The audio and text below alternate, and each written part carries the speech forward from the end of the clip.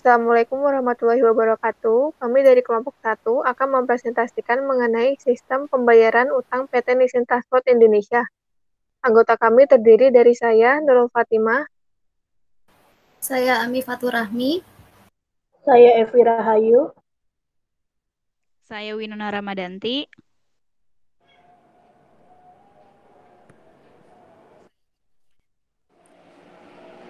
Saya Eva Juningsih.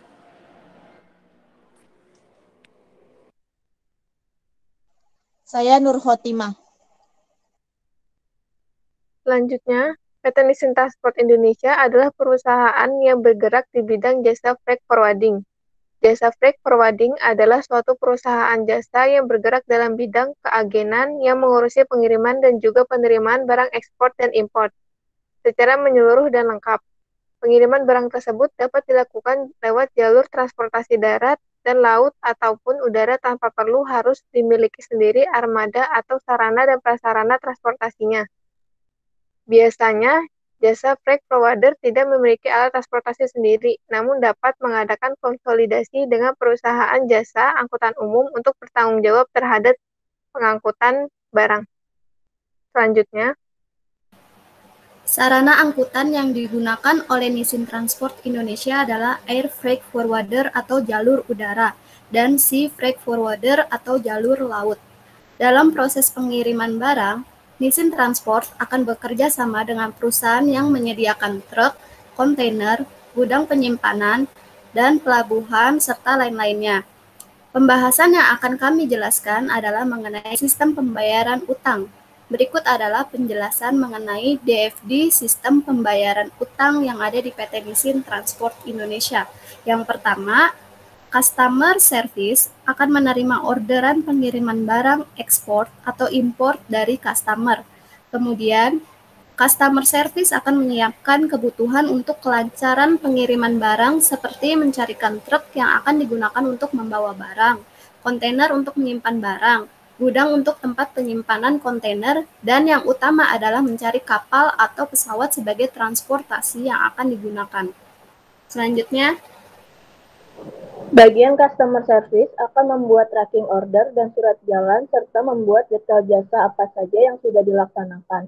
Kemudian detail jasa yang sudah dikerjakan akan diberikan kepada bagian billing untuk dilakukan proses lebih lanjut. Setelah itu, bagian billing akan menerima tracking order dan surat jalan untuk kelengkapan dokumen penagihan dan dokumen pembayaran. Lalu, bagian billing akan menerima detail jasa dari bagian customer service untuk mengumpulkan invoice dari vendor yang sudah bekerja sama atas pengiriman tersebut. Invoice yang sudah terkumpul akan dimasukkan ke sistem operasional untuk dibuatkan payment request untuk diserahkan kepada bagian accounting. Selanjutnya, payment request yang sudah dibuatkan akan diperiksa oleh manajer. Bagian jika sudah lengkap akan di-approve atau disetujui oleh manajer di dalam sistem operasional. Payment request yang sudah disetujui oleh manajer bagian operasional akan diberikan kepada bagian accounting. Payment request yang sudah diterima oleh bagian accounting akan diperiksa kelengkapan dan kesesuaian dengan lampirannya, yaitu invoice dari vendor. Jika sudah lengkap akan diberikan kepada manajer accounting. Lalu manajer accounting akan memeriksa kembali kelengkapan lampiran dan kesesuaian dari payment request tersebut. Jika sudah lengkap dan sesuai maka akan di-approve atau disetujui di dalam sistem operasional.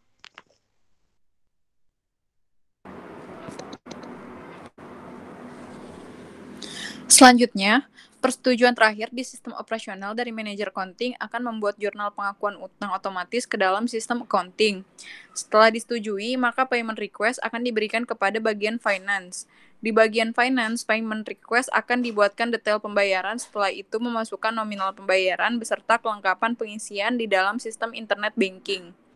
Selanjutnya, dokumen detail pembayaran yang sudah siap diberikan kepada manajer accounting.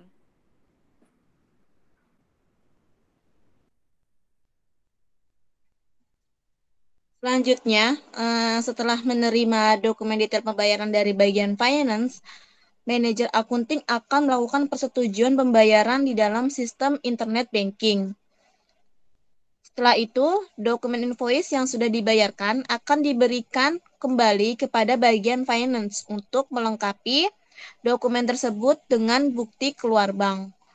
Setelah dokumen dilengkapi dengan bukti keluar bank, maka dokumen akan diserahkan kepada bagian akunting sebagai dasar pencatatan atau jurnal pembayaran dalam sistem. Lalu terakhir, bagian finance akan melakukan perjunalan atas uang keluar bank untuk pembayaran vendor tersebut. Sekian dari kelompok kami. Apabila banyak kata-kata yang salah dari kami mohon maaf yang sebesar-besarnya.